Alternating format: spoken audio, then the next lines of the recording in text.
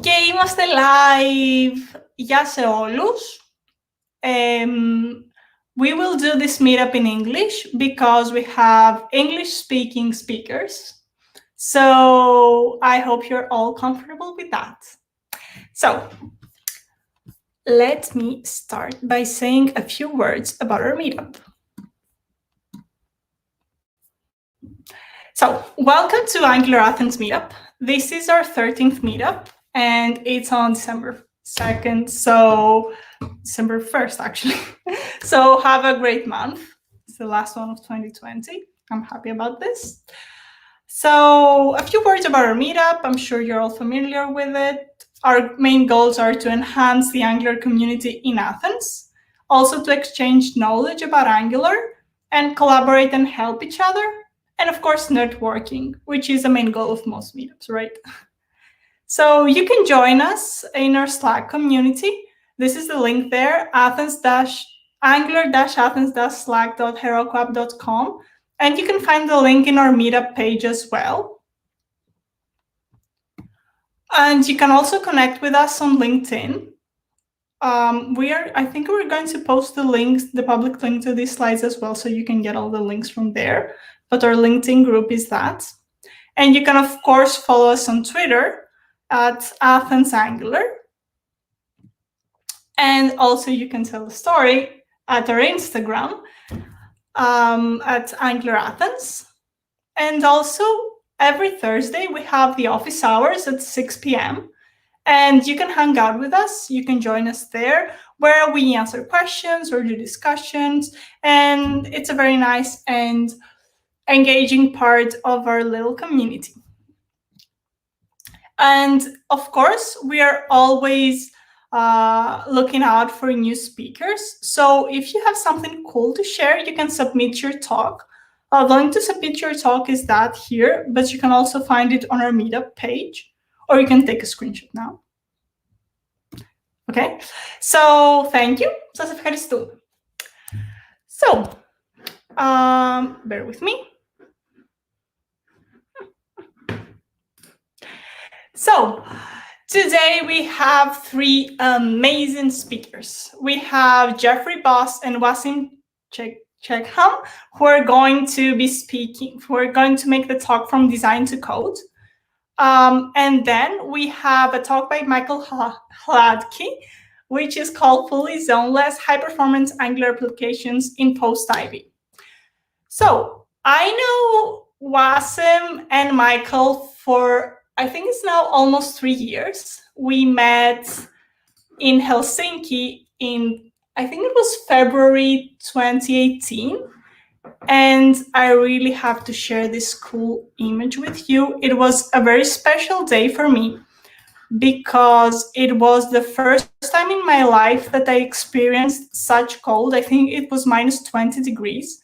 And this is Wasim, this is Michael, and we were walking on frozen sea. So this is actually the port of Helsinki, and this is actually the frozen sea. So it was a very special and unique experience for me, and I got to share it with my two new friends who you are going to meet today. I also had the pleasure to meet Jeffrey last week because I was part of their Angular Dutch meetup, which was an amazing meetup. And it was an amazing community. I had the opportunity to really engage with the viewers, and Jeffrey did a great job about it. And a little fun fact about Jeffrey is that he's a ninja because he's done 17 years of Taekwondo and he has a black belt. So watch out. And after this little fun short intro, I will add to the stream Wasim and Jeffrey.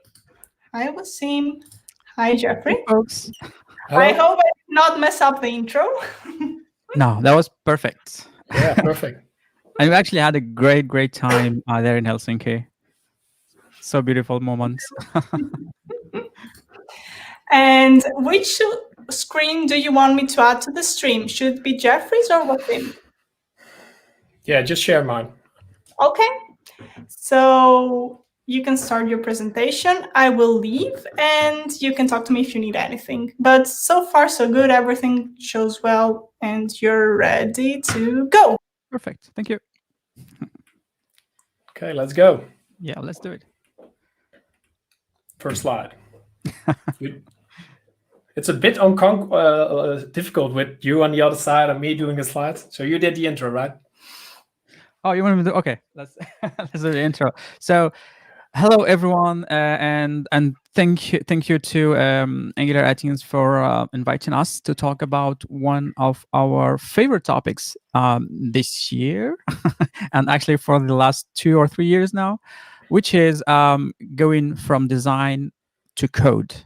And during this talk, we're going to explain why we built Xlayers, which is our platform to convert design to code, and actually what does it do and what it is not.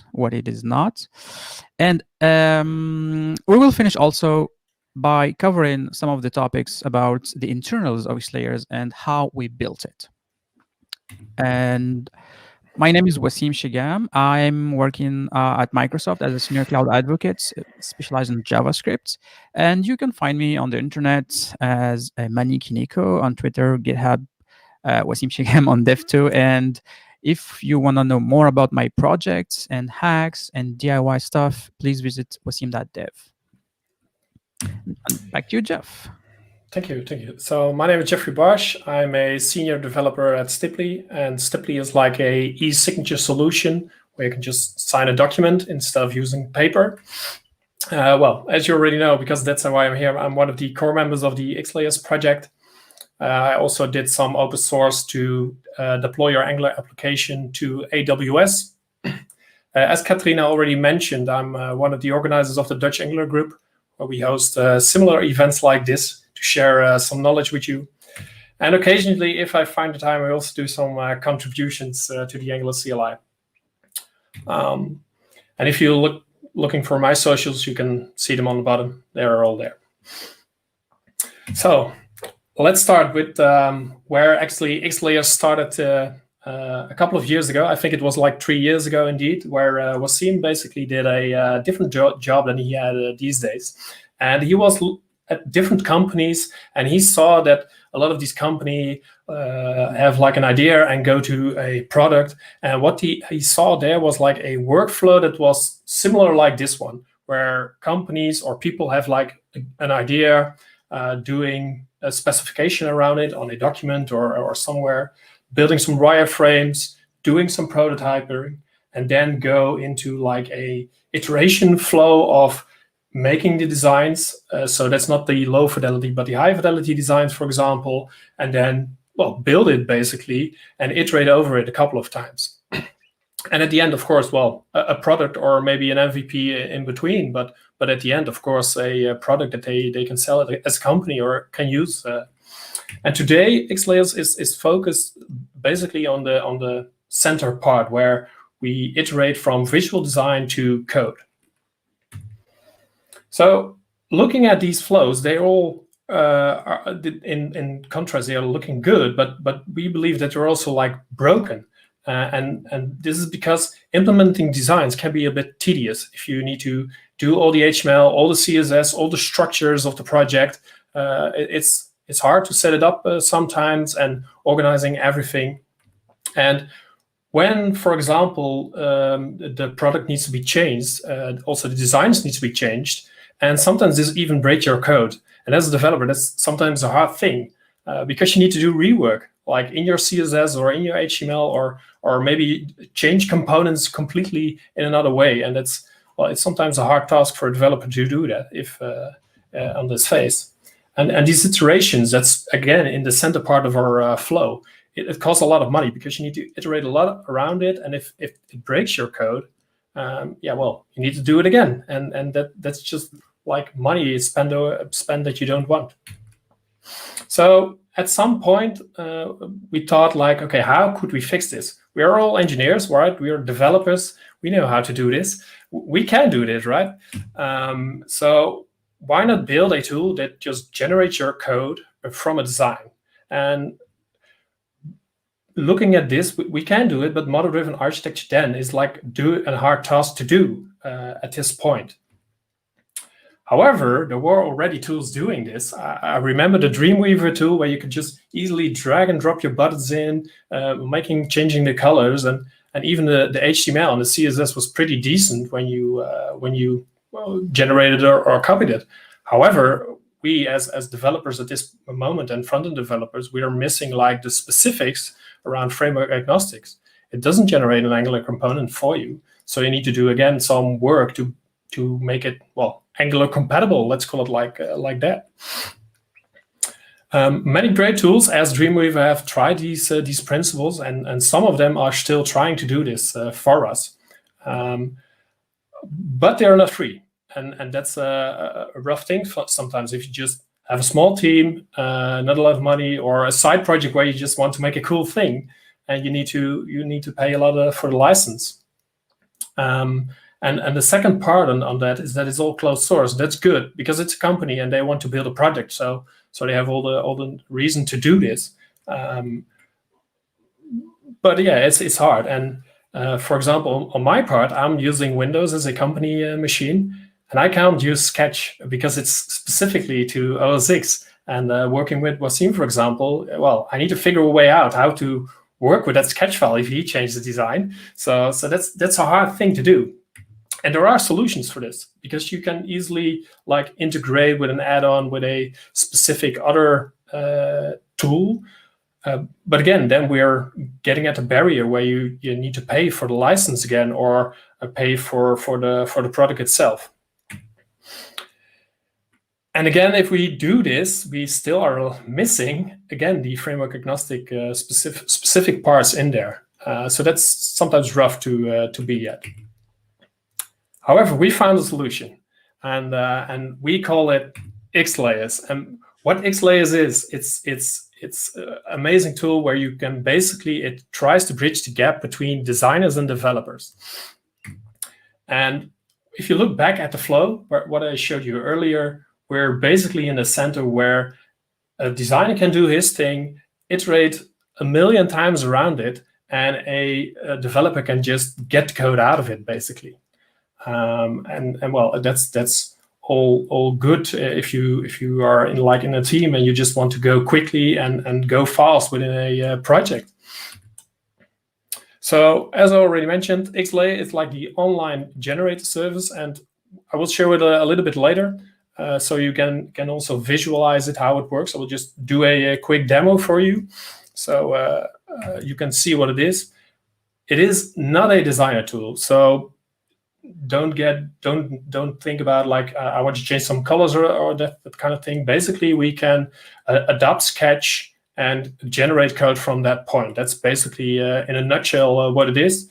It's a lot of work, but that is what it is. And we can go basically from a design file to virtually any code. It doesn't matter which framework or which platform we want. Later we will show some of the frameworks we already have, so you can see. We're fully open source, and that's a good thing, so, because you can just join us. You can even help with the project. And my journey into, well, Angular Athens, for example, is basically around the Xlayers. I started 2 years ago from the community. I saw Wasim's project, and I just joined him, and I helped him build this product. And it was a great experience. And you will learn a lot of things. You will learn to meet new friends, be invited on these kind of events, and you will learn a lot of things around the web development and all the, well, in this specific case, even the Angular specifics. We were not come this far, basically, without our contributions and our backers. So we got like a sponsor, and I hope I pronounced the name correctly. It's Centrigrade from Germany. They sponsored the logo. Early days of the Xlayers project, we did I think it was a win competition where we asked people to share like what would you do with the Xlayers logo and how would you make it, and they came up with the logo we have these days. We have some backers that are supporting us on Open Collective, and we are having a lot of contributors assisting us with specific things we need to change around the problem of the project, not the problem, but the project. So the support of languages and framework. Yeah, we'll come to that part. It's almost there. So basically, what we can do these days, it's HTML, CSS, JavaScript, TypeScript, and Wasim, do you know what the star one is? Do you know what it is? The logo? Yeah. Well, we need to look it up because we also can interpret SVGs, for example, and that's the original logo around the specification of SVG. And before we did this talk, we never knew what the specific logo was. And also there's some XML. And then the framework specifics. So of course we're in a Angular Athens, so we can do this for Angular already. But we also can do it for Vue, Stencil, React, Lit HTML, and even if you look closely, we can even do it for a not web framework related thing. That's Xamarin in this example. So one of our contributors, he just used R2 and made a PR to interpret Sketch to a Xamarin.NET platform where he could just easily generate his specific Xamarin code to use in a mobile project. So that's when I saw this. I'm also doing some .NET these days. I was pretty excited about this. So how did we build Xlayers? Of course, with Angular, because that's all why we're here. But we are using also like the Angular components, the CDK that is there. That's, for example, for the drag and drop functionality, the Angular components for the sidebars I will show in a bit. We do our testing with Jest and Cypress. We adopted at some point NGXS to be our state management tool. And basically we started this as an experiment because we needed a state management tool and we just never worked with NGXS. And we just tried it for fun, basically, and we're still here using it, and we're actually quite fond of it. And recently, we even merged everything to the Annex monorepo style with the Annex cloud caching, and well, that was pretty cool to do that. And if you look at like where do we host our application, that's basically our production environment is on the Firebase, Google Firebase environment, and our staging environment that's on the Azure Static Web Apps environment. So basically, we just use the the Azure Static Web App storage there for our next version. So if we merge something, it will automatically be deployed there so that people can already look at our next version before we do a major release. So some of the ecosystems, because Xlayer, yeah, it's a web app. It's an online viewer where we can generate your code, but that's not the only thing we are doing out there. We made a Xlayer Lite version. Basically, this is just only the viewer part, where you can just reference a sketch file and you can put a web component basically on your application or on your website, and it will just generate everything, so it will be viewable like HTML there. We've also did a VS Code extension, and basically it helps the developer by the sketch files that are in the project. He can just press a button or drag and drop again with the use of this VS Code extension, and it will just generate it straight up with VS Code in your project. So the iteration part there, it's really quick because the designer can just commit basically in the Git repository his sketch file, and the developer can just again do a new version there and generate all the magic that we do. And of course, we all these tools, we have a lot of like separate repos on our GitHub repository. However, a couple of weeks ago, we had a meeting that we even are going to migrate everything to a Annex monorepo. So even the VS Code part, the stencil part that we use for our Xlayer Lite version, everything will be present in the Annex monorepo, so that everybody can use it, look at it, and well, we can use Annex as our main thing, basically. So the long-term goals, because, well, you heard a lot already about but what we already did, but what are we going to do in the future? So one of the things we're working on and looking into is like shareable sessions, where you can easily share your session or your sketch design there with an online link, so that you can share it with your teammates or your best friend looking at a specific project. Code generation like a service, that's like we want to have like an API, for example, where you can just do a post request with a sketch file and maybe some metadata there, like the framework, or we'll figure something out, and we'll give you a complete zip, for example, back where you have all the code, or maybe a specific storage if you want to have it over there. We're looking into how we could adopt more design tools, because Sketch is not the only thing there. Figma, for example, is very popular these days. So we're looking into that. We're lacking at resources at this moment to do it, but we would love to see like a Figma plugin or an adoption of Figma, where we could easily go from Figma to Xlayers, or to code, basically, not specific Xlayers, but at this moment, well, we support all the frameworks we just showed. However, we're looking into how we could adopt more. For example, Svelte, one of our contributors, is working at this moment on this specific framework where we could generate Svelte basically from within Xlayers. And then the last part, and that's the hardest part of probably of them all, is the semantic code generation.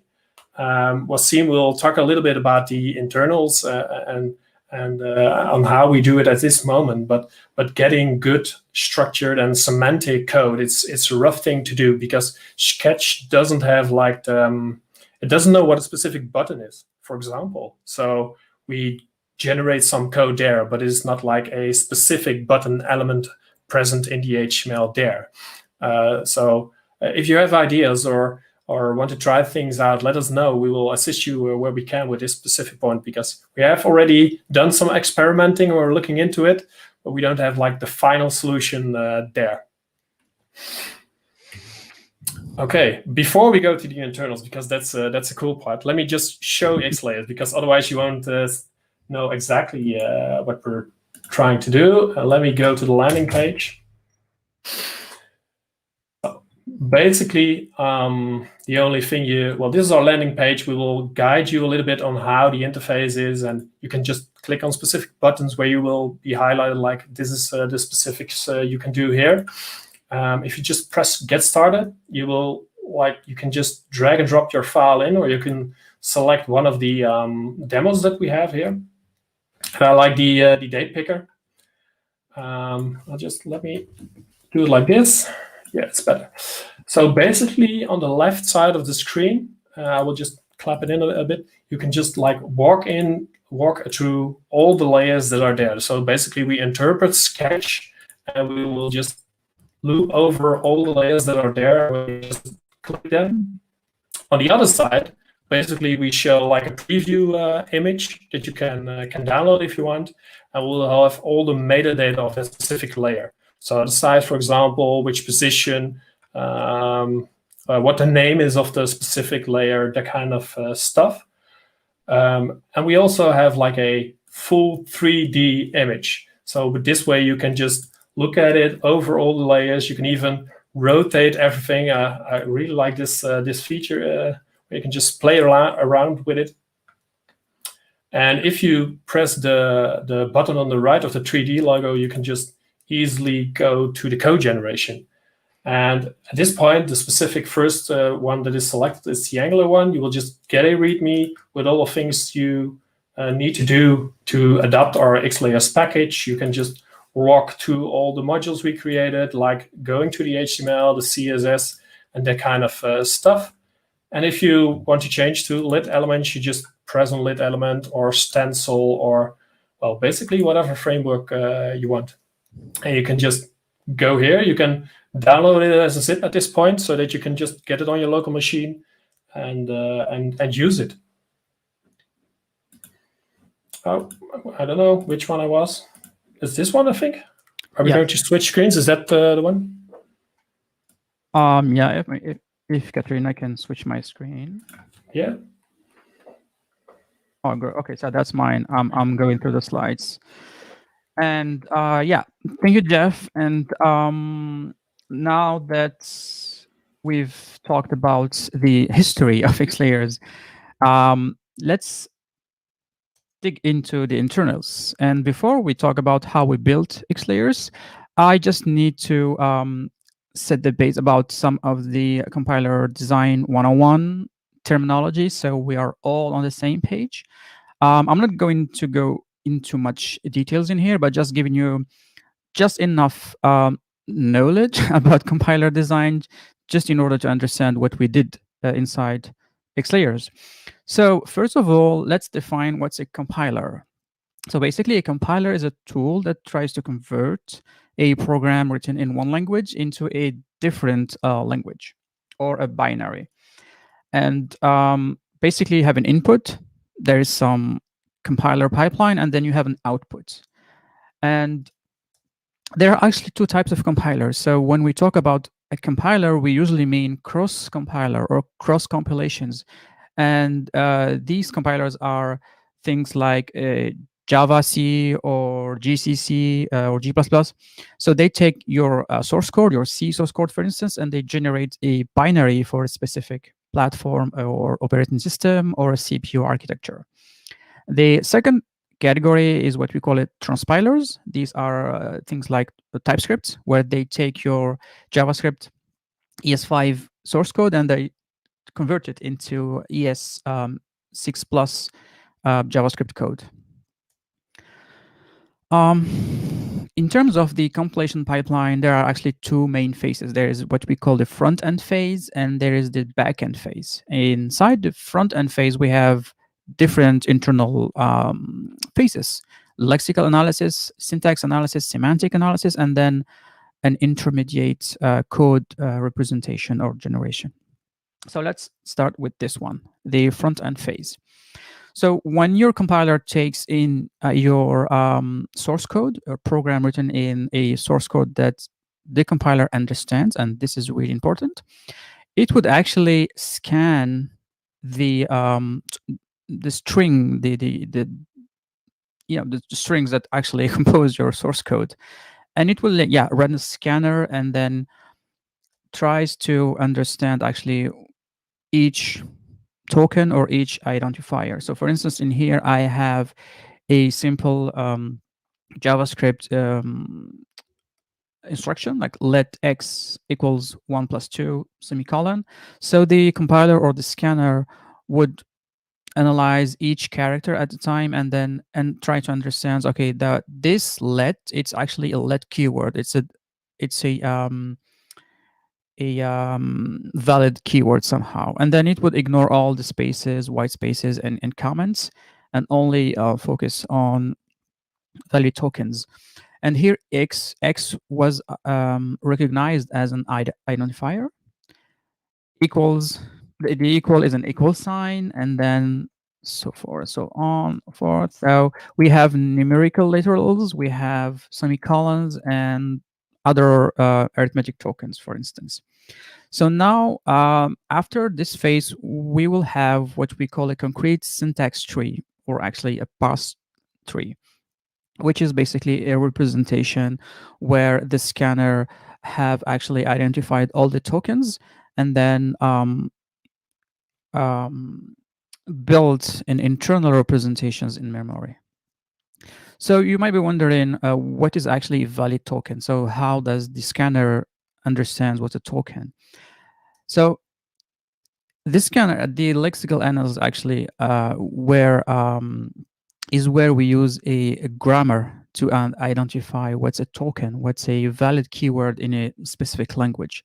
So a regular grammar, or also known as a formal grammar, is a set of mathematical rules defined by Noam Chomsky, who actually tried to describe formal languages, and which are known as regular languages.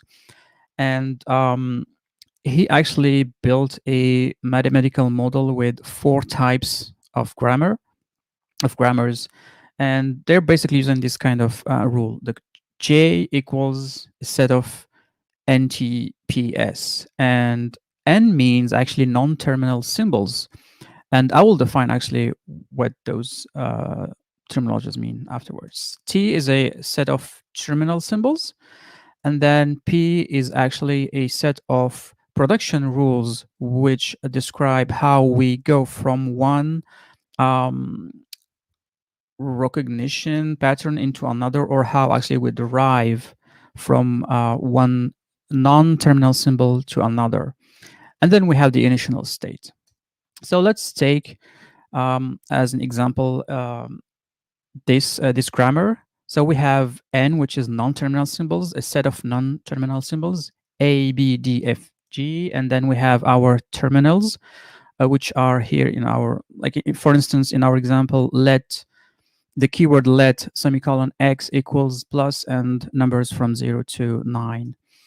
Our initial state would go from AB, would start from AB. And the production rules are defined as follows. So we start from S, and then we find capital A space capital B semicolon. Then we, using the production rules, actually, we derive capital A and capital B into, for instance, A would be either let, the let keyword, or epsilon, which means a terminal state. And then if we actually try to construct a language based on this grammar, so L of G, we would have these examples. Let us 4 instructions: let x equals 1 plus 2, or let x equals 6 plus 5, or even just x equals 1 plus 2, because if you check the rule A, this actually would either give us the let keyword or nothing. So that's why x equals 1 plus 2 is valid. However, this is actually not a valid language, because none of these syntax or instructions actually comply with the grammar. And you can check that based on the production rules we have. So the lexical analysis, we took the regular grammar and then generate a parse tree. And then the second phase, which is a syntax analysis or parsing, is where actually we're in our parser, which uses a context-free grammar and then generates an abstract syntax tree or an AST. So what is a context-free grammar? So a context-free grammar is a grammar defined, again, by Noam Chomsky, which is type 2. The former grammar, or a regular grammar, was actually type 3, just in case you want to know. And this is actually, again, a set of recursive rules used to generate a specific set of patterns for a specific string. And I've actually put the link to the ECMAScript grammar if you have some time to read it. It's actually fascinating. So take, for instance, this this syntax. This is JavaScript syntax. So this is where usually I would ask folks in the audience a question, but since we're like running virtual, I would just skip this phase and tell you that this is actually valid JavaScript syntax when you want to define arrays. So the question is, why this is a valid syntax? Well, simply because it's defined by the ECMAScript grammar. And here is actually just the portion of the grammar which defines how we can declare array literals. So all of these syntax are valid array literals in JavaScript. And by the way, the last one, just because it's a valid syntax doesn't mean that you have to write this kind of stuff. So please don't do that in production code. The parsing phase is also where the parser run the or handles actually the errors. So for example, here, an array of 1, 2, and 3. If by accident, actually, we switch the last symbol into a different symbol, this would give us this infamous error that we all know and love, an expected token, and the parser gives us which token was not expected in this particular position. So lexical plus syntax analysis is basically this diagram. We go from lexer, and to the AST, and we go through the parser using 2 different grammars. Now comes in the semantic analysis, and for this phase, I'm just actually quoting Wikipedia, but this is basically where the compilation pipeline usually runs, obviously, after the parsing, and this is where actually the compiler tried to gather some semantic information from the initial source code. This is also where typically we have type check-in, or the compiler would, for instance, as I mentioned it here, try to make sure that the variable is actually defined or declared before it's being used. So this is a really important phase, and it's also like specific actually to the language that you're working on. The last thing we have after this front end phase is what we call an abstract syntax tree, or an AST, which is basically a very, very simplified version of the parse tree that we had previously. And here in this slide, it's an example of an AST generated by TypeScript, the TypeScript compiler. So basically, in the AST, the developer puts in whatever they want, actually, whatever information they need for the code generation, or for the code optimization, or for whatever compiler they're building. So here you can see we have the position in the source code. We have also the kind of the token that got recognized by the parser, by the lexical analyzer. And we also have the lexeme, which is basically just the substring that got recognized by the parser. So that was the first phase. Now comes in the second phase, where we go from this intermediate code representation, or AST, and then we run a set of optimizations up to the code generation, and eventually, or like optionally, a post-optimization phase as well.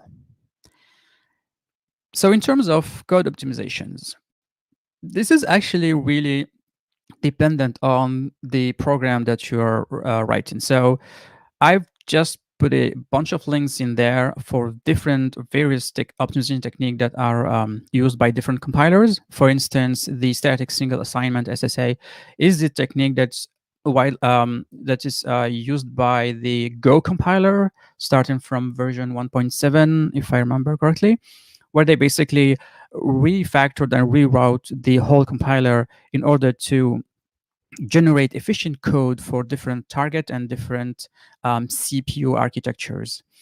And we also have inline expansion. This is basically where this is used. I think this is used by V8, where basically they would take the function body and inline it with your actual code for to speed up the code. Dead code eliminations, which is different from tree shaken, by the way, but this is also a different technique that's used a lot, especially these days in JavaScript, and also type check-in, which is used by TypeScript. I'm going just to highlight on 2 optimizations here, just to give you an idea what how optimization would look like. So for instance, we have this constant fold-in. This is a kind of optimization that we could run on the AST that we get from the first phase. This is basically taking all the like any static information that could be folded. For instance, here we have an arithmetic expression 1 + 2. There is no the compiler doesn't need to resolve anything or figure out anything. It just needs to make I was led to say like a simple arithmetic operation here, and fold up the result to the last step, which is basically let x equals 3. This optimization would allows us to reduce the size of our AST. Another optimization called variable renaming, or name mangling. This is also used by some of JavaScript transpilers or optimizers. I'm thinking about Xlayer maybe. They're using this, but this is also used by other compilers, not only JavaScript. This is in phase where the compiler would actually rename all the variables and give them unique identifiers for a better optimization, I would say. This is also used by some compilers like Java-C, where they would also add semantic information into the variable name for a better lookup after the first phase. And then we have the code generation phase. This is actually what we're going to talk about this today. I'm just gonna simplify this phase, but by just saying we actually go through our AST, visit all the nodes, and then spit out some another source code.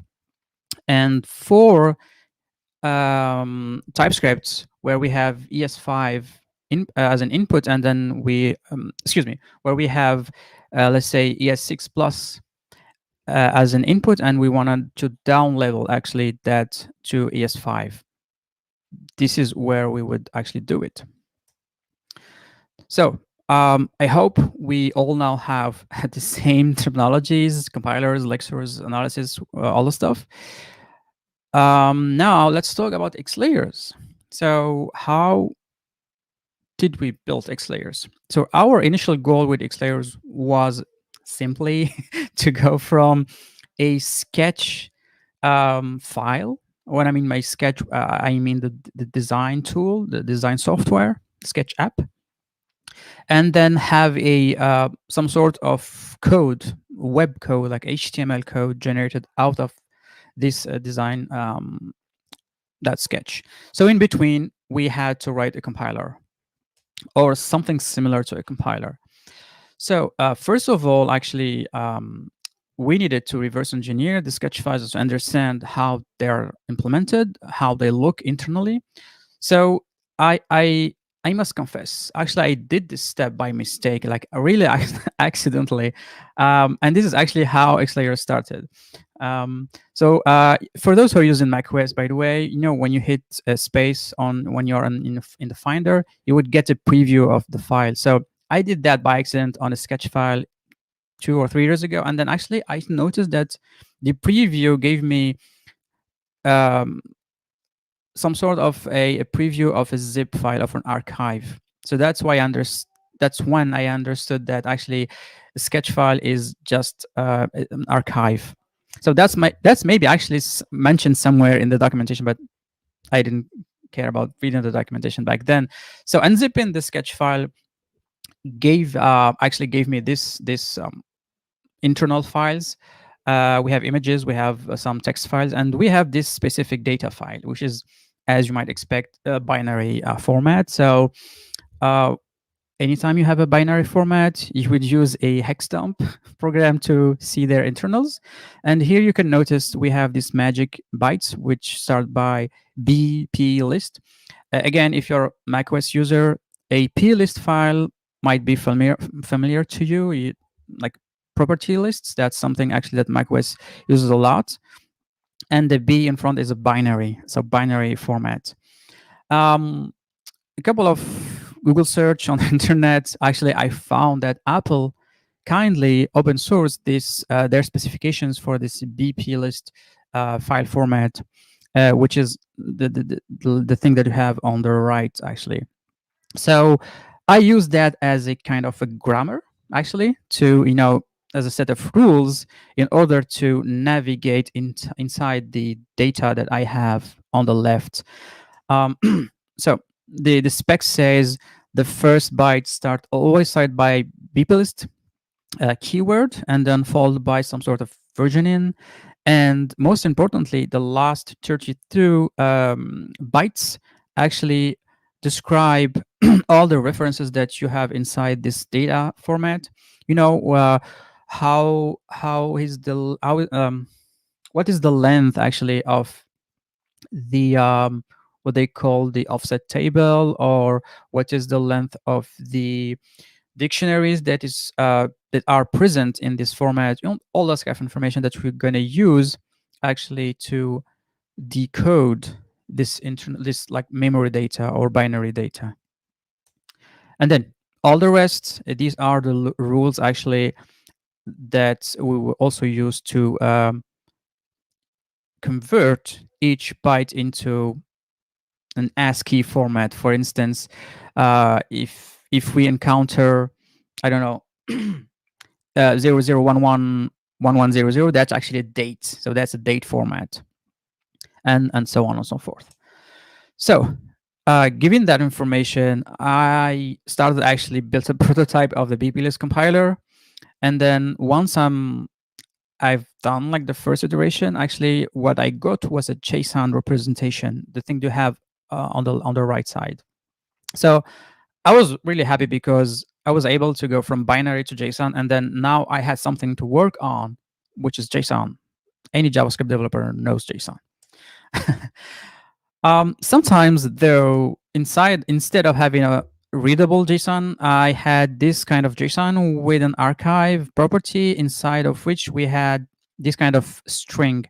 And again, any web developer might recognize that this is actually Base64 String. And we have this actually implemented in JavaScript, so no need of re-implementing it. So once that we decode this Base64 String, actually, we get this binary data again. And that was a joke, actually, because these folks were embedding like binary data as Base64 inside the binary data inside a zip file. However, that didn't matter actually, because at this point we had our compilation pipeline for the binary people list. Next, we noticed actually this message from someone from the core team, I guess, saying that starting from Sketch app version 43, they're actually changing the file format. All right, so waited for the next version. I think I downloaded the version 44, which had exactly the new file format, and you can notice that they've moved actually everything to JSON. So just open the JSON file and you have all the layers, all the information. So actually, no need. there was no need of this binary property list compiler that we've built. But we actually are keeping this compiler for a legacy support. We are not throwing it back. However, that was funny to do, but at this point, actually, that was really, really interesting because we learned a lot of stuff, and especially about optimizations. And since in our use case, we're actually generating HTML and style information because, design. So designers, they use style and position, fonts, colors, all the stuff. We needed actually a way to get this style information into the web world, which is CSS. So we had to write a CSS parser and then a CSS optimizer. So writing actually the CSS parser was kind of straightforward, I would say.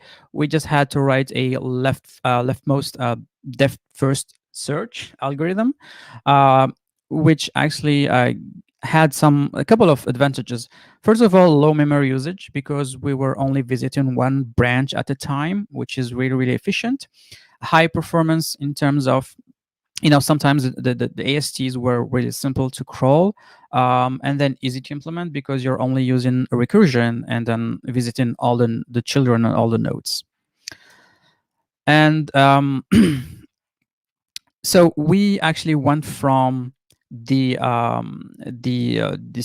AST representation, and we generated random and which are like random or dynamic CSS class names, and extracted all the style properties as CSS properties. So basically converting Sketch app style information into web valid CSS instructions.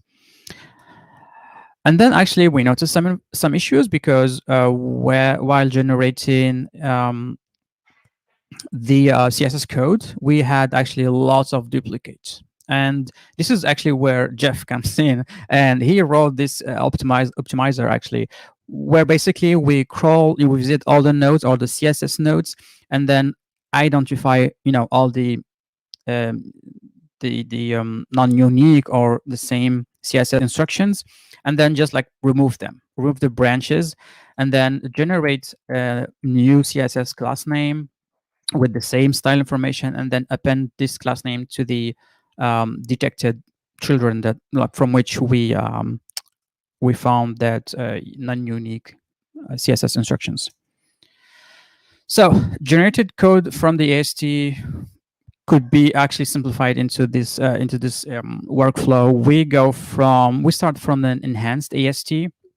By enhanced, I mean the raw AST we get from the sketch file plus our optimizations and also our changes and that were introduced inside this AST, and any information actually we needed back then. And then we have web code generators, which use CSS and SVG, and also SVGs basically to generate any kind of icons, images. Images are actually embedded into the code as Base64 for now. And then we generate the UI in terms of HTML, CSS, and also sometimes JavaScript and TypeScript for framework specifics. So we have Angular was actually the first code gen that we wrote because we are Angular developers, obviously. And then we added more and more features, frameworks, React, Svelte, Vue, and Xamarin was actually contributed by someone from the community. And also, we're open to more frameworks. So one of the Xlayer contributors, Summit, he's working currently on adding Svelte support. So I think his PR is in draft mode right now, but he's in a good shape. So if you have any framework or anything you want to help us add, please join this effort. It's open source. And I think that's the part what Jeff.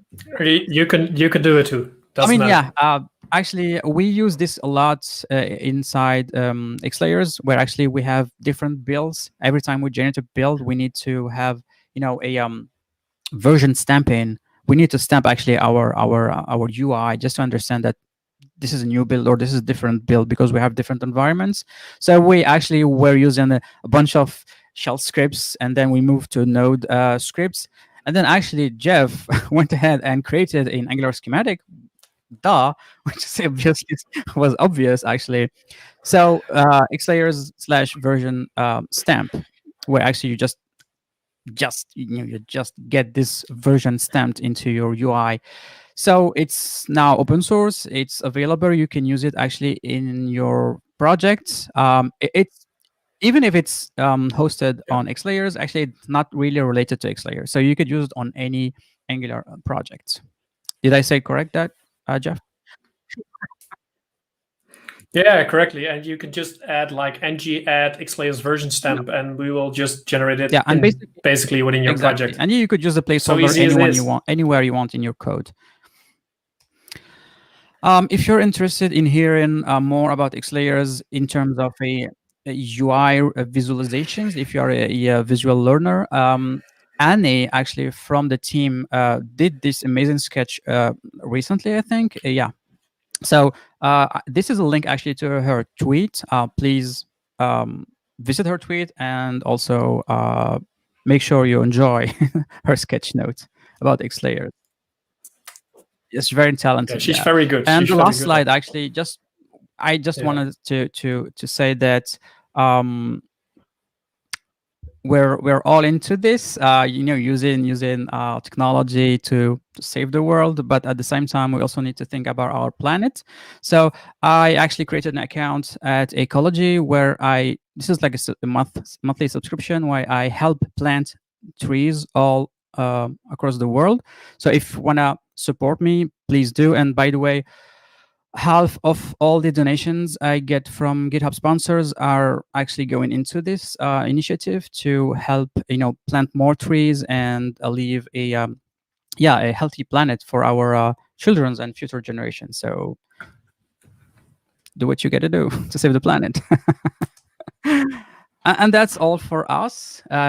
These are all the links. And actually, we didn't mention we have 3 domain names. We have xlayers.app, xlayers.design, and xlayers.dev because we are inclusive.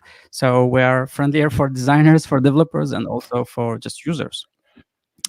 And yeah, there's a link to the GitHub if you want to support the project or just try it out, give us your feedback, open issues, feature requests, send PRs as well. And also we have this Discord channel if you want to join and like say hi and discuss there. I think that's all for us, Jeff, right? Yeah, that's it. Cool. We are completely there. Hey, Katarina. I think you're muted. Yes, I am muted.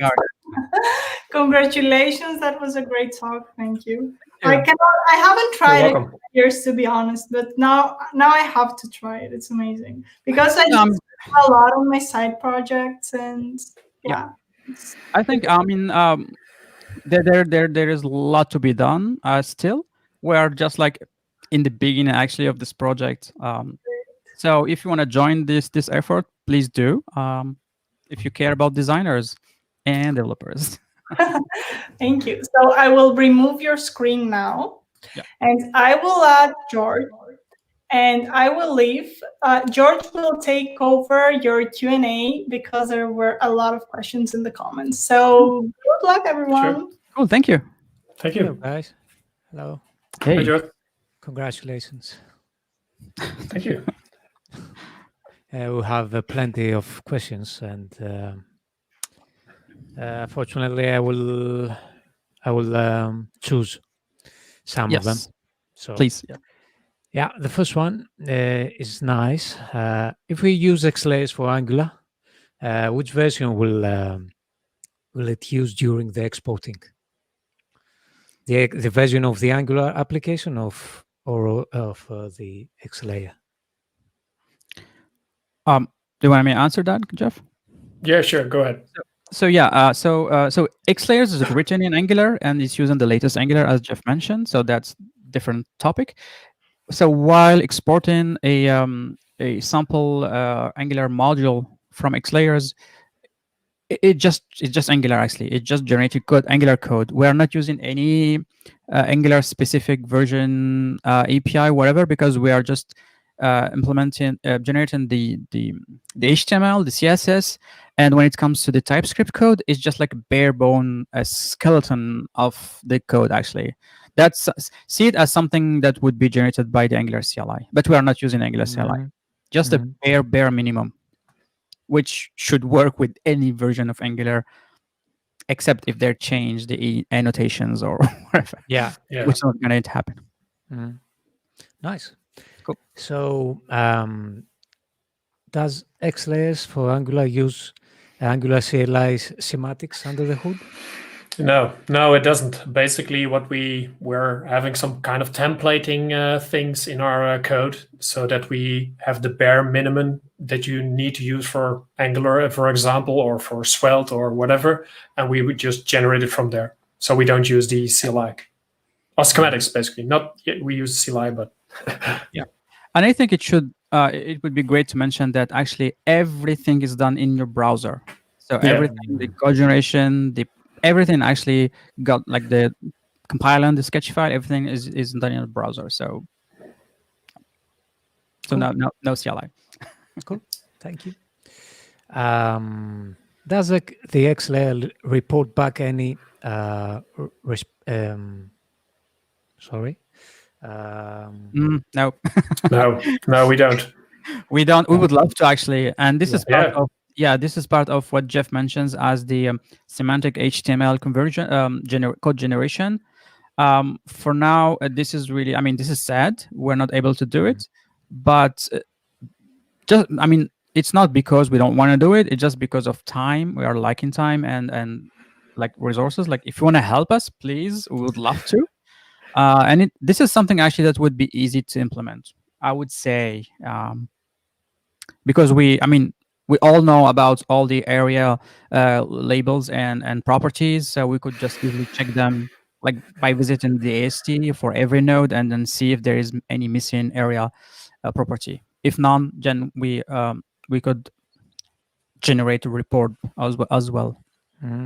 That would be tremendous if we can achieve this one, in the exporting.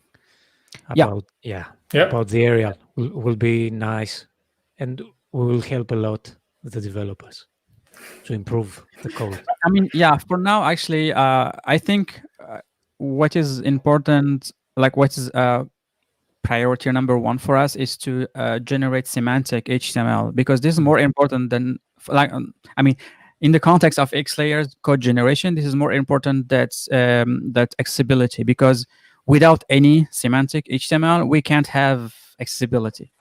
So it would be really counterintuitive to have accessibility, whereas we have like lots of divs and spans without any buttons, without any inputs, without any links. So, but definitely, I can guarantee you, once we have the HTML semantic available, the next step would be to add accessibility. That's definitely. Yeah. Also, you are recording around, so we'll have evidence in the future. I can swear. Yeah, we will have evidence for the future. No worries. Okay. Okay. This is a good question, and I will go with that. How does Xlayer support so many languages and frameworks? Does it have any compiler for each one? No, actually, I mean, we're just using the concept of code generation that we introduced into the compiler design 101 section. Basically, we go from the sketch design binary format, and then we generate our AST. So once we have this AST, we can generate any code, actually. I mean, because it's just string. We were laughing, we are like kidding with we were joking with Jeff last time. Actually, we could generate an iOS app or an Angular app, for instance. Not Angular, Android app, because it's just Java and XML. So any framework that uses ASCII kind of Unicode source language could be generated. And we have the example with Xamarin as well. So actually, if for instance, if you want to add a new framework, we would need to add a new code generator for that framework. And internally, this would be new aggregator and new ingester. This is Xlayer's terminologies. And this is actually what basically Summit is doing right now with Svelte. So you could basically go and see the PR and see all the files that got added. So this would be part of the this actually would be Jeff. This would be part of the plugin system that we're thinking about. Yeah. So basically, one of the things we're looking into is how we could be the generation part could be decoupled from Angular specific things, so that we can build a plugin system that everybody could use. Basically, not only Xlayers but everybody if needed. Yep, that's great. This is like a long-term stuff. Nice. Is the Lexer available to use as a third-party tool? Is Lexer? I mean, for now, it's not, because it's tied to Xlayers. But that's something actually that I think Jeff is supposed to work on. I'm working already. Yeah, it's to clean up actually all the Lexers and parsers from Angular, because I mean, we're adding injectables everywhere, but the code itself is TypeScript code. It could be easily extracted as an NPM package and then made available for free to third party. And that's something actually we've been thinking about. And in the process, which is kind of related, but not totally, while trying to understand the internals of a sketch file format, we actually built the TypeScript definitions, and we made them available as a third party at Definitely Type repo.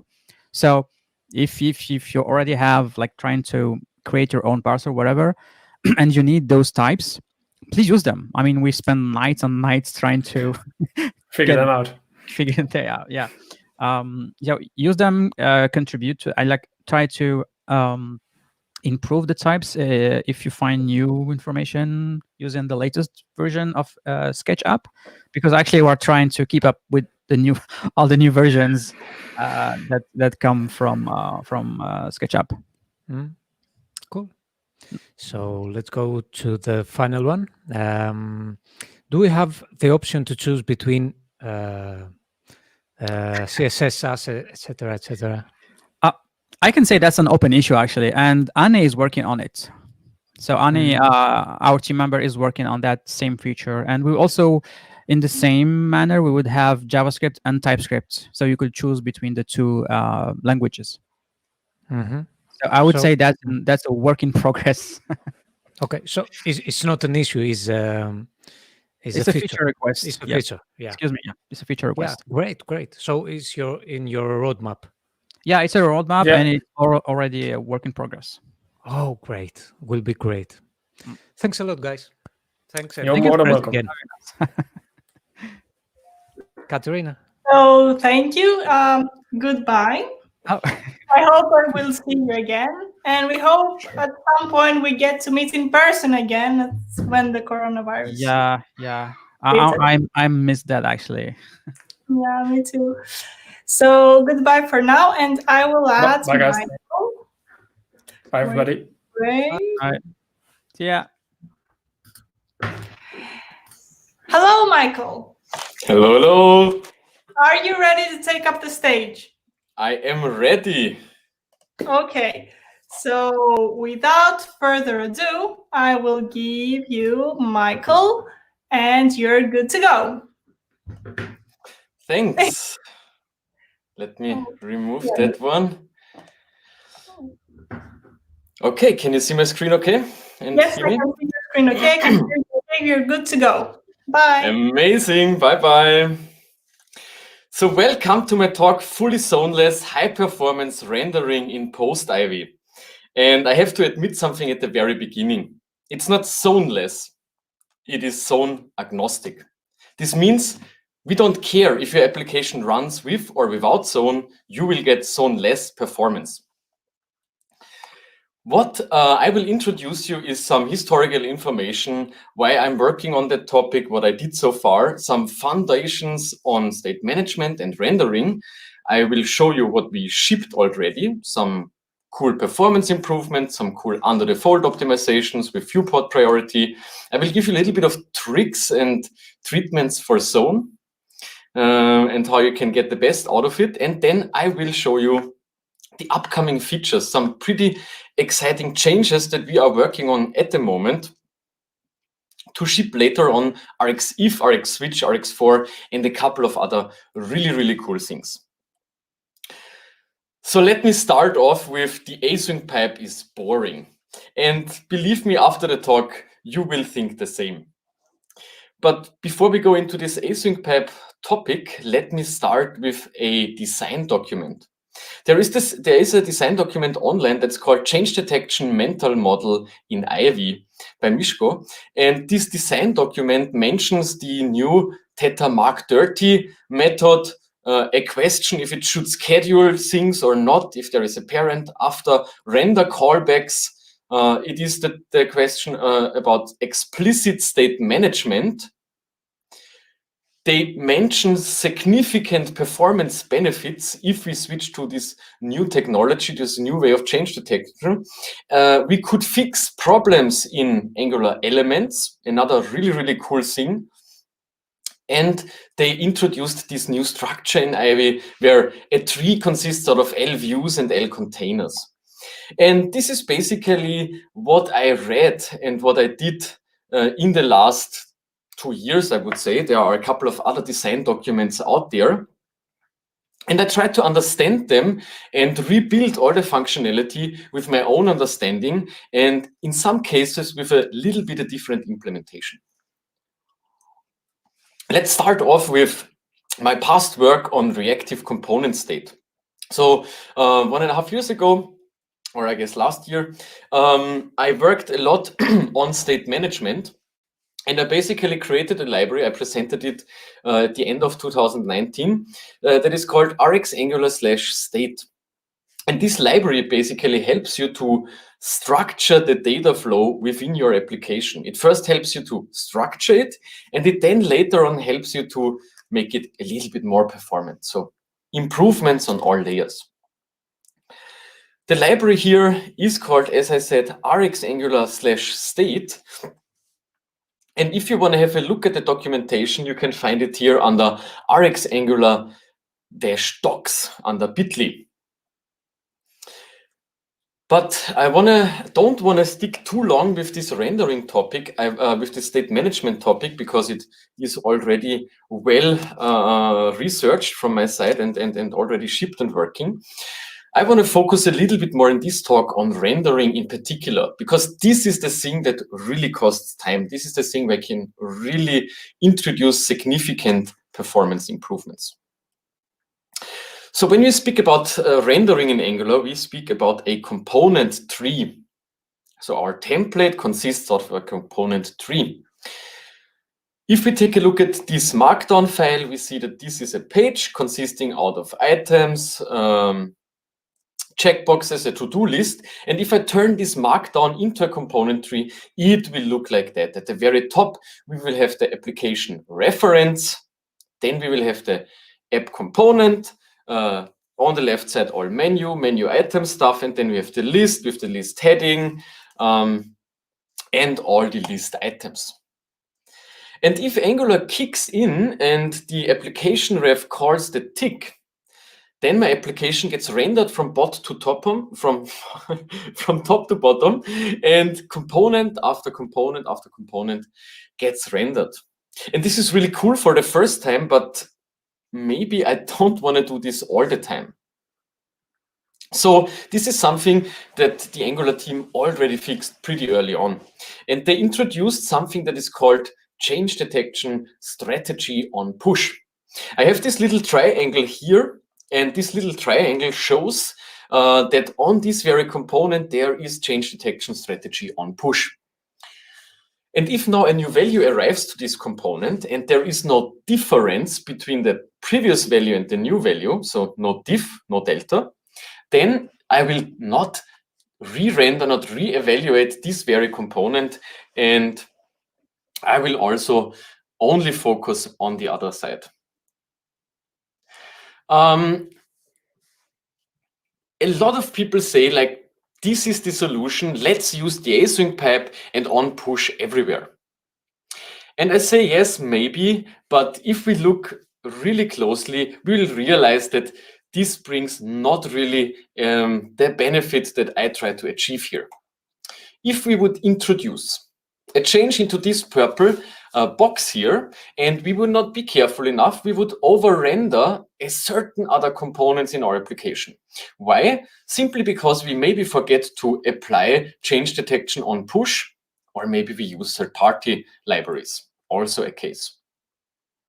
Even if we would be really perfect writing all our code using no third-party libraries and using change detection on push everywhere, we would still re-evaluate every single tablet binding in this lane here. So this is not really optimized. I would say this is a problem, and a lot of applications out there suffer from those performance impact. My name is Michael Latki. I am a trainer and consultant, run workshops, and my main focus topics are Angular, RxJS, and Ionic, and also all the other surrounding topics in that ecosystem. I also focus on performance. So if you're interested, feel free to book any performance audit on your framework agnostic application, of course, and I will help you out. But let me first fix your problem. So how to fix that? Well, first of all, let's see what the problem is, and let me open up a page here and zoom a little bit in. And what I have here are buttons, and every button is triggering a certain method. And for example, if I am in this very component here, change detection strategy is here on default. here on push. And if I would introduce the async pipe, for example, in this component, the async pipe internally would call mark for check. And now look at the ripples. I will now turn on ripples so that you can see which component is re-evaluated. If I click this button, you see that there are re-evaluations of the full path from this very component to its parent, to its parent, to its parent. And of course, as this is change detection on default, also, let's call it accidentally, on this very component here. As you can see, we over-render a lot. So what can we do?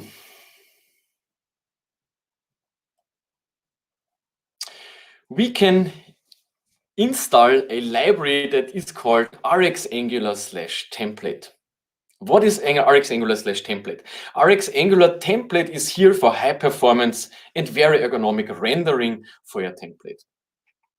We shipped an initial tool set that is pretty stable and well tested. And I want to start with the two core things that we introduced to this library and shared with the public community.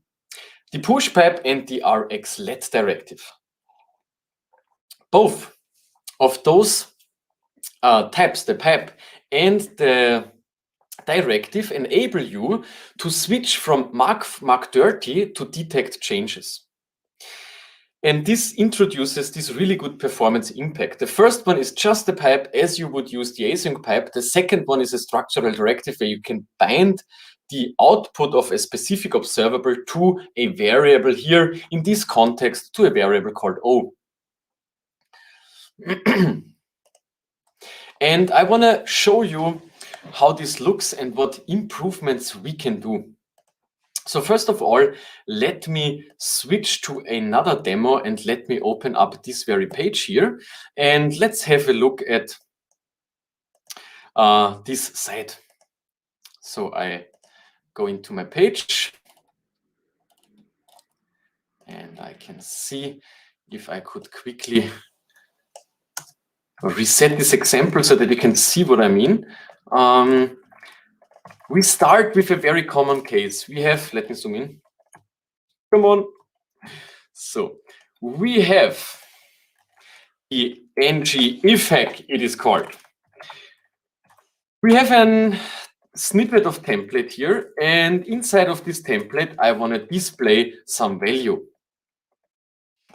And I have an observable, and to bind the value of this observable to this very template here, I use the async pipe and I store the value of this Boolsch observable here under the name value. And then I can render it. And if I will do this, and I will click the toggle button here after it refreshes,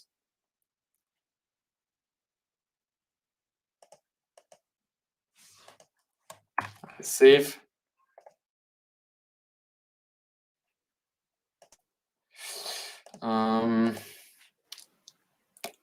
Now it refreshed. After it refreshes, I click the next button, and if I zoom in, we see ngIf true. And if I click again, we see again ngIf true, and the number increased by 1. So here I can change it, but if I switch to false, it disappears. So I cannot bind falsy values to the view. ngIf is just not made for that use case. And another thing that we can see here is that we over-render. We also render to the very top this and this component. Let me turn on the ripple again, as you can see. So let's first try to fix this over-rendering, and I use the push pipe instead of the async pipe.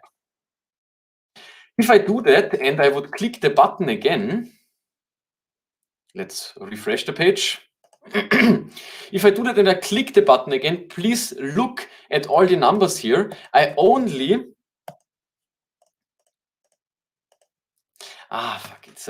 this is a very bad example, but normally I would only re-render this particular place here. this is the first step, but we could go even further. We could say we want to use a structural directive and get rid of this ngIf hack too, because it will display and hide the bool value. I just want to show it all the time. So I really a minimal change to this line of code here, rxlet instead of rx4, and I can bind this variable here, and you will see that also falsy values are visible, not only truesy values. I refresh, I click again, and now we see true and false. And this is a very cool step already, where we see that we can have true and false values. Another thing that we can do is we can say, well, as long as no value is emitted, we could place a loading spinner. And this would mean for us, we would have to wrap another ngIf around it and then add the loading spinner. But what we could do is we could do something better. We could use some templates and then later on use the Rx template switches. Basically bind for every observable context a template, a snippet of HTML. There is next, error, and complete, and you already know those states from observables, I believe, and we added a fourth state, the suspense state. And this suspense state is here to display a loading spinner right before the value is visible. And now this is my loading spinner, and only if I click, I get the true and the false values here. And if I would throw an error, we see that there is the error template visible. And if I would complete in between, we have the complete template visible. This is the full implementation. Here I even avoided to re-render the full application. I will turn on the ripple, I will click the button, and as you can see, compared to the ngIf hack here, that re-renders the full page, the rxlet renders only the very component that is needed to update. And another very cool thing, if you look at this true here, if I click the button again, it switched to false. If I click it again, it stayed true, it stayed false. There was no change in the value, so I did not re-render the template. This is, I guess, also a very, very cool benefit that I wanted to demo. And this is a very, very fundamental set that you can use to start and work with your application and get better performance and nicer ways to bind observables to your template. We used this new rendering method, but what if you want to stick to the old one? What if you want to migrate to it? So we thought about this process a lot, and we exposed something that is called strategies. So we will expose a way that you can configure component-wise, module-wise, application-wise, or even on the level of the pipe or directive, the strategy, how you want to render. There are two strategies that I want to talk today, global and local. And first, I want to show how to apply a strategy to one single async pipe, push pipe, or one single rxlet directive. You can apply it by basically setting this strategy as pipe argument or as local variable in rxlet. And now, as you know how to apply the strategy, let's learn about the global strategy. So what is the global strategy? In Ivy, there is an internal method called thetamark30. And thetamark30 is here to basically do the same thing as mark for check. From the very component, mark this component as dirty, its parent as dirty, its parent as dirty, and then the very application ref as dirty, and then re-evaluate and maybe re-render the full path here, and then its children. So this is what happens with mark32. The difference is that I just don't need zone.js to work. As the downside still exists that we over-render this path here, and it takes time to evaluate it, we could maybe do something better. So let's directly jump to the local change detection strategy. This strategy leverages detect changes under the hood. Detect changes also shipped in Ivy under a new flavor. Here we have, instead of change detector ref detect changes, the theta detect changes. Both of those functions here take a component and call then mark dirty or detect change on it. So they are the inverse. And we used detect changes under the hood to only and really only render this component and its children if a change is introduced to a specific component. So the rest of our application is not aware of this change and does not need to do anything additional. When we started, we implemented it directly. So I implemented directly detect changes instead of the mark dirty in the pipe. A live example that you can see outside in the real life is my implementation in NGRX. So I implemented in NGRX a package that is called component, and they use the very implementation that we see here. And this is a very weird implementation, because if you think about it, back then I wanted to improve the performance. I switched to these detect changes directly, and I ended up with this very simple component here in 12 re-renderings for one change. So it was slower than before. This was the reason why I switched and released the package under another name, RX Angular, and here I fixed this problem. So what should we do to really use the new change detection method in practice? What do we need to do to fix that?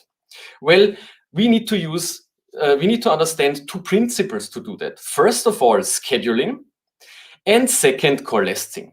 Let's first start with scheduling. So this is a piece of flame chart, and the flame chart basically visualizes all the functions and all the work that is executed, how it is rendered, when the layout is composed, and when the screen is repainted. And a piece of this execution here is where a event, to be more specific, a click event executes a function, and this function basically then is the trigger for our work. So this function basically will trigger something. And it will trigger work, and work in our case is this very function here, the xxxxx function that you can see it. And under the hood, in this function, I call detect changes. So what is scheduling? Scheduling means basically using a trick to take a piece of code, trigger it, and schedule and move a piece of work onto another spot in the browser event loop. In this example, the request animation frame, but then landing it at this very specific point in time.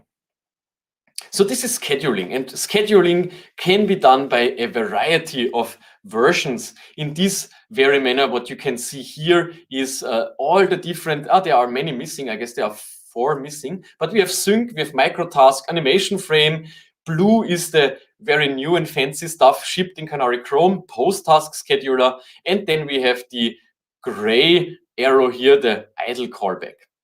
And what we used is we used the microtask to introduce coalescing. So I want to speak a little bit about what is coalescing now that we have a very rough understanding of what scheduling can mean. So scheduling means moving a piece of code to another spot in your browser event loop, and there is time passing from the moment where you execute it and the moment where you schedule it and the moment where you really execute it. And a microtask, for example, has a very, very narrow time frame. So all the synchronous code is executed, and then after the synchronous code is done, a microtask is scheduled. And a microtask is then like in the same task executed and also immediately after the synchronous code. Therefore, I call it nearly sync code, a microtask. Okay, and with this trick, I have a time frame, a window. And now imagine I have a lot of emissions and a lot of re-renderings, and I would forward all those emissions to a function. And this function would take these notifications and say, okay, the first notification schedules a microtask. And then when all synchronous renderings are done, and the macro task lands and executes, I will re-render the page only one single time. And this is basically the trick how we implemented coalescing. So we can execute, for example, 3 re-renderings with this function, and our XXX is only executed one single time. To demonstrate that, I can show you the implementations. So I go to pushpipe, I go to coalescing. And I switch to the very default implementation. So this is what I implemented in the NGRX package component. If you look at the counter, now we have 17, and this is a reduced version, so we have 12, but 9. If I click 9 re-renderings of this very component. As you can see, I don't re-render the full application, but I re-render this component here 9 times in a row. And this is a lot slower than normal Angular. So what we did is we started to introduce coalescing. And as we can see, the number, if I refresh, the number climbs now only by 4. So now it is 9. And it climbs, by 3. It climbs by 3 because now we have 3 push pipes in our component. And the last problem was really tricky, namely we had to detect if one async pipe, push pipe or let directive in a component scheduled already this method. And if yes, I don't do it for all the others. And this is what we ended up with, the local change detection method. And if I click it now with the local change detection method, you see we have only 1 re-rendering per change. And this is really, really cool. It was our first big success and only a tiny step, as I will demonstrate in a few minutes. So we went down from 12 re-renderings and a frozen blocking UI to a single rendering and non-blocking UI. How did we do that? We use change detection, detect changes to not go up the tree and down again. So we save number of components to re-evaluate.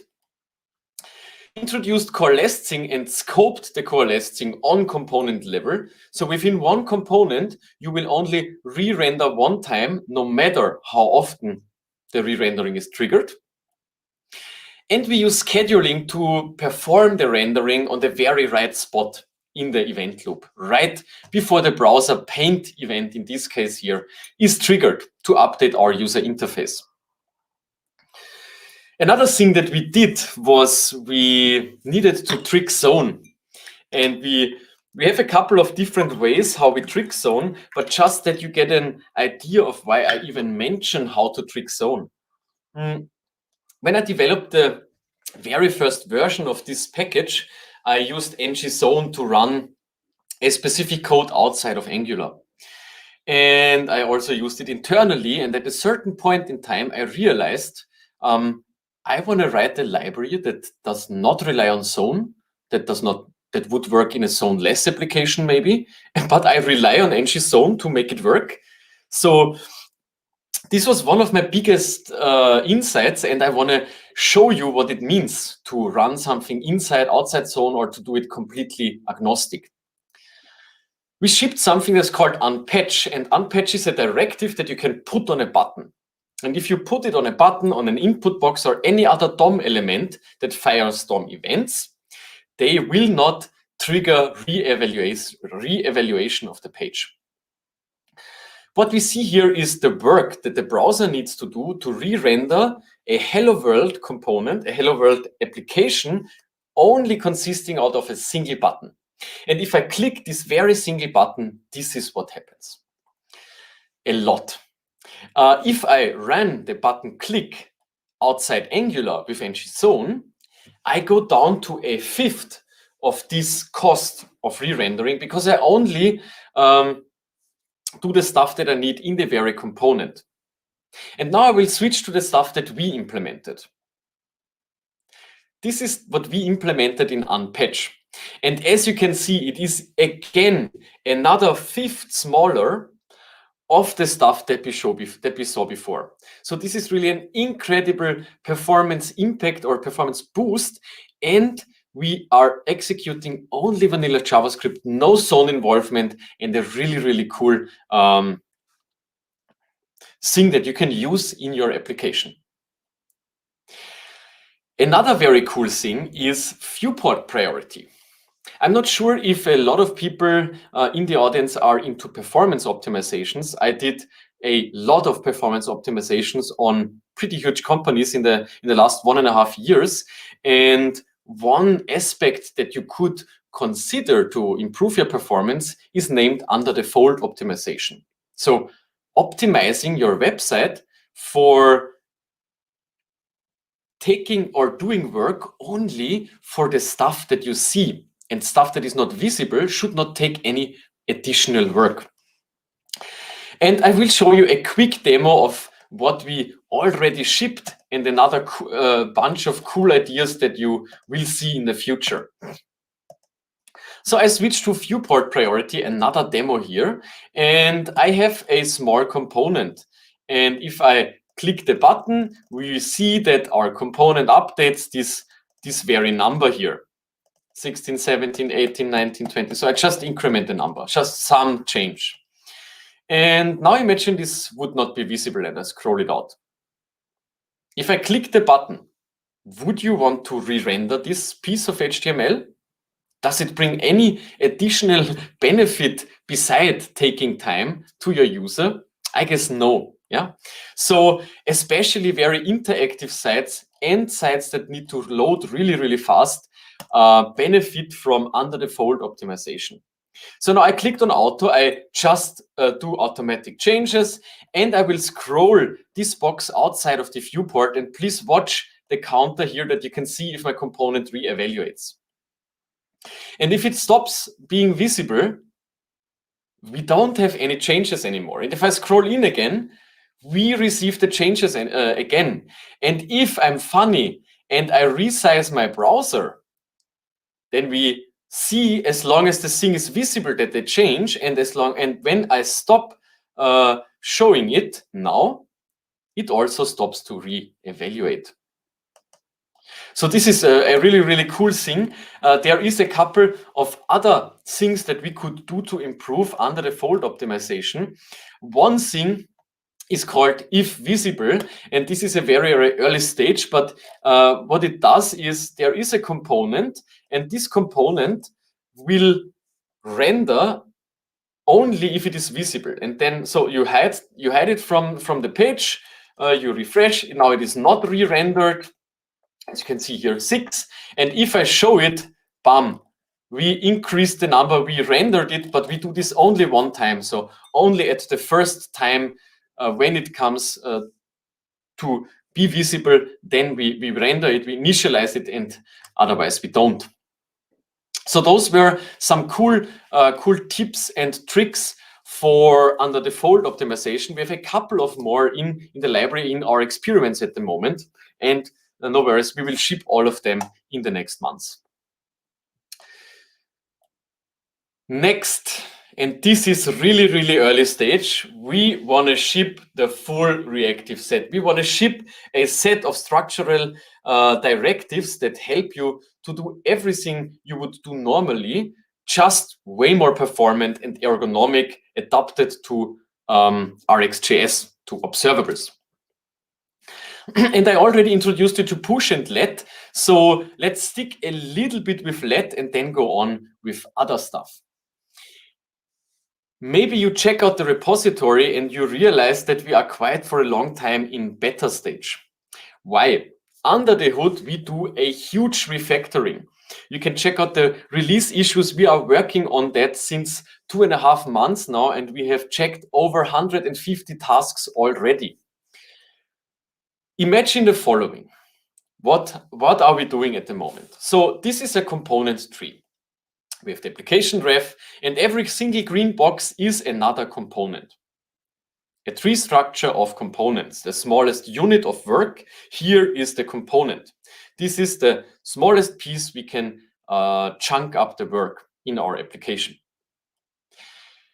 as Ivy introduced two new things like L-container and L-view, that is a substructure in your template, we could take another look on this component tree here.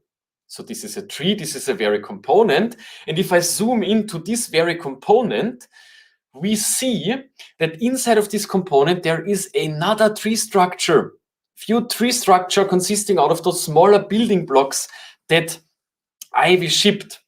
And now imagine you could not run the change detection on component level, but go one level deeper to the very single HTML snippet that you want to update. So for example, the piece of the P tag that holds the title and nothing else. Wouldn't that be really, really amazing? This is something we are really, really far in. And I believe we can ship the switch to this strategy in the near future. This will be maybe a breaking change. We don't know it. Therefore, we did not move to RC stage, but we are more or less sure we can do it non-breaking. And let me demonstrate what this means to our application, to our performance. So let me first demonstrate what we did. We switched from rerunning the full application to calling a method inside of a component. So all the boxes here is one single component that is called detect changes. And if I call detect changes, we will reevaluate every single template expression that is visible here. And the yellow flashes are template expressions, okay? This is really good because we don't go up and down the full application tree, but what?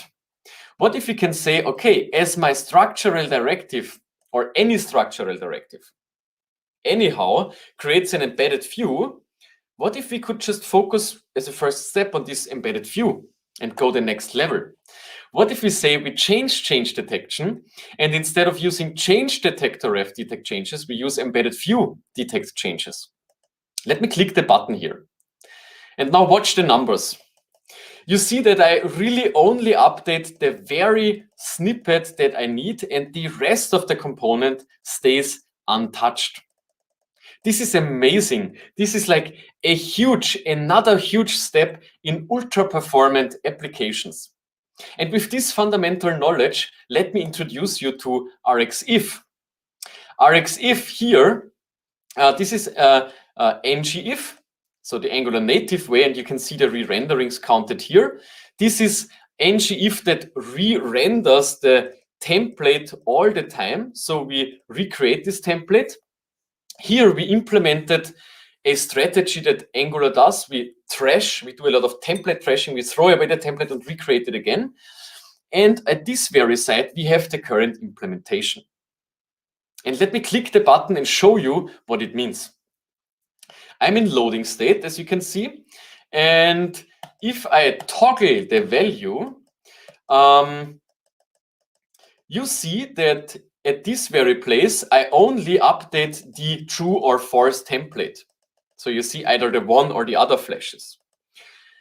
At this place here, I display and hide this template, and I destroy and recreate it. You see the number stays always 1, so I use always a fresh embedded view. And here I used the embedded view, I reused the embedded view without trashing it. And if you take a look at the number, I constantly increment this number, and I really leverage and reuse as much things as I can. So this was the fundamental thing, and RxIf and some performance improvements that I will later on measure, right? But here, let me quickly demo RxSwitch is also working pretty good, and we only update the very component itself and not the full component. So if I go back here again and I change it, we see that I really only change the very component and not re-render this. Before I go to RX4, which will be the last demo of today, I quickly want to show what it means to our performance.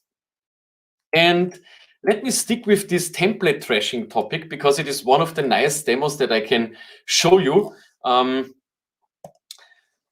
Let's compare performance. We do a lot of performance measurements. We do them constantly.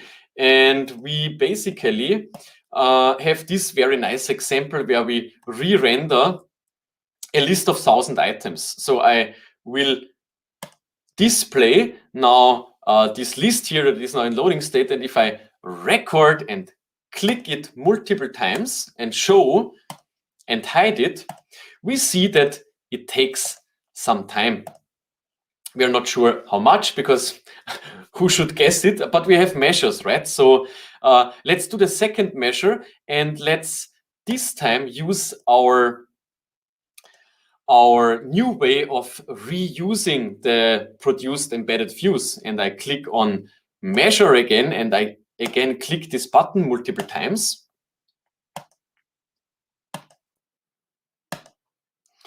And I stop it.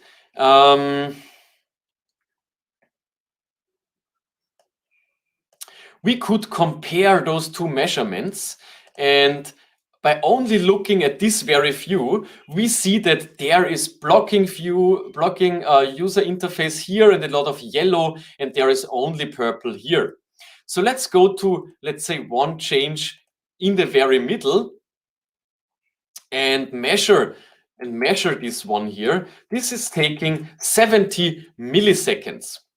Okay, and if I go to the previous measurement and we go to the to this very task here, and I again measure it, oops, sorry, it takes 420 milliseconds. And this is a very lame performance demonstration, because we have just an empty component with a number inside, nothing else. So imagine you have real components. Okay, other demo. I go back to RX4. And one thing that really annoys people and that really brings the performance down to the very bottom is a nested DOM structure that we need to update. Let me disable the ripple. No, let me enable the ripple that we can see what Angular is doing natively. So this here is a table of 10 items, and every table row has 3 items as child items, okay? 10 times 3. And if I click change all, I introduce a change to the application, a random one, and you see that I re-render every single component here. What I want to do is I want to turn off the ripple, of course. I want to measure the performance. And how do I measure it? I just turn on this interval that fires as fast as possible. Okay, let me refresh the measurements. I click on record, I click the button, and now it starts to detect it as like re-render the stuff as fast as possible. And I click stop so that it does not take too long to process the profile. And I will switch to our implementation. Our implementation of RX4. We have several features: track by, distinct by, select. I don't want to go into those features because they are not released yet. So we need something to surprise you. But what I can show you is same table. And if I click record again and I run these ultimately fast updates for a couple of seconds and stop it and click again, and maybe I can also switch to another cool strategy here and do another recording.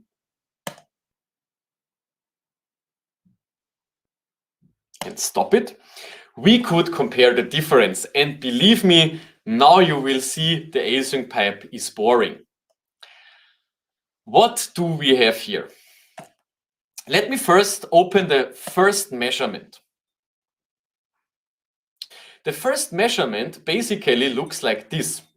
I don't want to go into details how to read a flame chart, but you have a lot of red lines here and red boxes, and red means blocking UI. Red means you cannot even scroll, you cannot close the tab, you cannot switch the tab, your app is just dead.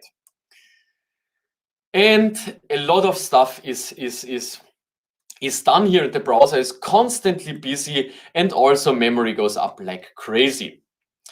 So the implementation that we have now looks like that. And I want to let it sink a little bit. So we have not a single frame drop. If you take a look from this very point here, this was a timer that was fired but from this very point, the application is running constantly changes as fast as possible and re-renders the full stuff or re-evaluates it, and we have not a single frame drop. If we take a closer look, we also see that we sometimes execute less work because less components are changed, and sometimes we execute more work because more components are changed. This could end up in a bottleneck, as if we would have like 100,000 sub-items, we would still have way faster Angular, but still blocking frames. And therefore, I did the last measurement here, and then you can see that if we would spot, so this is like a little work, if we would spot a place that has a lot of work, we chunk up the work into pieces. Now, this guarantees that there will in no chance be a single frame drop. This is like non-blocking rendering. This is called main thread scheduling in the browser. And as I have 1 minute, I hope, left, I really want to take it to the extreme. I want to demonstrate something really crazy. If you read about main thread scheduling, you cannot only chunk work, you can also prioritize work. You can take a look at big UX researchers, and they will tell you if a user clicks on an input box, if a user hovers over something and should see a tooltip, they expect it to happen immediately. If there is a delay of only 30 milliseconds, they will realize it and it annoys them. Button clicks, for some reason, and we don't know really why, can have a delay, I guess, unto a 90 milliseconds, and nobody cares about it. So with all those statistics in mind, we could write an application where every single change, every single rendering does have the right priority. Input box, tooltips, they are immediately visible. Other stuff maybe with a little bit lower priority, and background processes maybe with a very, very low priority, so that we can have immediate state updates. And I thought, how can I demonstrate, how can I explain what it would mean to our application? Now, an application exists out of parts, and one part are visually more important for us than others. Same are images.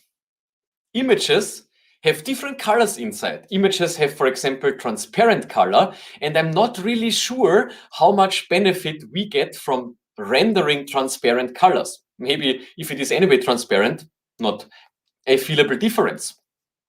Now think about black color. If we could render black color first, then we would see the outline of every single image that is here, and then we could later on render the colors to have like the most important part to detect what it is first. So let me zoom out a little bit, and let me start with this very small and nice Super Mario. And this is an image, and this image is now split up into pixels, and every pixel is measured. And here I have a priority map, and here we see that I have low priority 5 for transparent color, highest priority 1 for black, and then 2, 3, 4 for all the other colors. If I click the button, I switch every red pixel to the real color. Let me zoom in a little bit. I click the button, and you see all those pixels re-render and change color. Maybe it is not that good visible at the moment, so let me use a bigger picture. This picture owns, so every pixel that you see is a single component, as you should know, right? So I don't render pixels, I render components with a background color. And this picture here, consisting out of 3,900 components. Okay, I can click the button, and then you will see that first of all black, and then from dark to light all the colors get re-rendered, and at the end transparent. You see all the different layers of colors show up in a different order. And the best part, I can interrupt this process at every single step, and I will have non-blocking rendering. Like we click a last time on the button and see if I can get a measurement, but when I record something on video and do performance measurements, most of the time it just does not work. So as it is now, it is not working, but I proved it already with the previous measurement. I would say I want to ramp it up. You saw what we already shipped. You saw we proved it with measurements. The stuff is out in production applications since quite a while now, 1.5 years. And since 1 year, we shipped the first features. And this is it.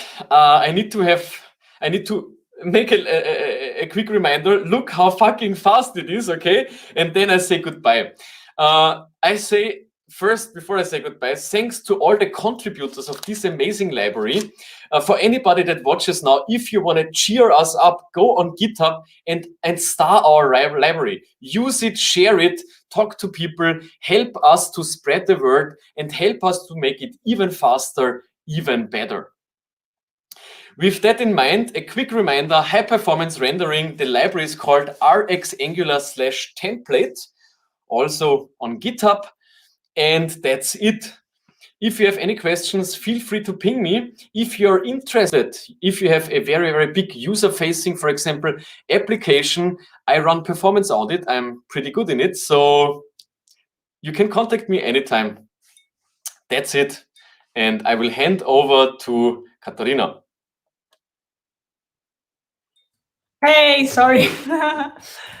So thank you. It was a great talk. Now okay. So now we will have Lena, who will help with the Q&A that the viewers are going to ask you. So I will leave you two to it, and see you soon again. See you soon. First of all, thank you, Michael, for your presentation. We have some questions for you from the chat. Two of them are similar, so I will make a general question for this. Is there any effort in getting some of these things that you have presented to us to make it back into the Angular core? Yes, I spent some effort already on that. I had a couple of meetings with Minko and Mishko. I don't believe that a lot of this stuff will end up in Angular. One of the first reasons is I rely on push-based architecture. Mm-hmm. Could be RxJS or any other push-based thing, but I believe this is one reason why they will not implement the structural directives like the reactivity helpers in the template to Angular. But what I'm really pretty sure is that they will introduce the scheduling techniques that I show, the scheduling techniques that enable you to have non-blocking UIs. And this is something that is really hitting a gap, because admin interface, I call like big applications with tables and forms and this stuff, admin interfaces, like they suffer. They have a ton of elements there, and we have like repetitively proven that with only small code changes in your application, you can get nearly any view to a non-blocking high-performant view, and the effort is minimal. So to answer the question, I believe scheduling and the scheduling techniques and the coalescing techniques will pretty sure end up in the repository, because this is like nothing that I invented. I just use tools that are out there. So they will use same tools or same techniques. You cannot do something else there or different. But I believe that they will not introduce, for example, RxLed, RxSwitch, RxIf, or RX4 even, because this one issue is already open for a couple of years. And the last time when I asked, they referred to one statement from me. Who was it? Mishko and Igor Mina, yeah? And Igor said, no, we cannot do this as a structural directive. We need to implement it in the Ivy compiler. Otherwise, it will have bad performance. I mean, I disproved it 10 times, I believe. You all saw it, but still, for some reason, I'm pretty sure structural directives in that way will not end up in the core. Okay, thank you. Can you recommend tools or plugins to be able to detect over-rendering for not using on-push strategy, not by debugging it by hand? Come again? Can you recommend tools or plugins to be able to Yeah. detect? Yeah.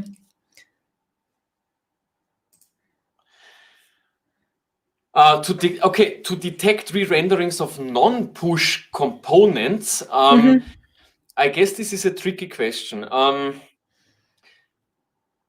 I could have the same performance having every component with change detection on default because I never traverse the tree. So it sounds a bit strange, but I could switch everything to default instead of on push, and it would be the same. But what could be the second part of this application, of this question, is how can you detect how often a component is over rendering? And I'm working on a CLI tool at the moment that uses Puppeteer and other stuff to spin up your application and analyzes it on the fly.